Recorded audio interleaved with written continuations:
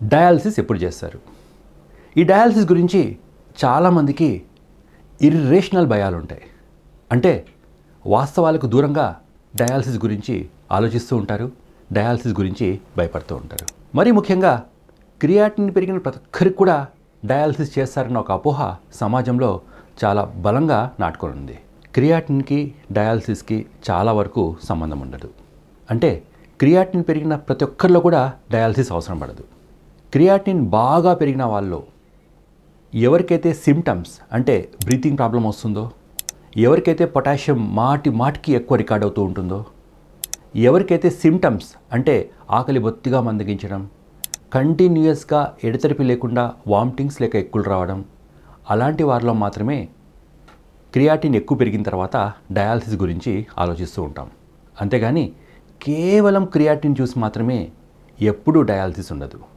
ఒక్కొక్కసారి క్రియాటిన్ 10 ఉన్నా డయాలసిస్ చేయం.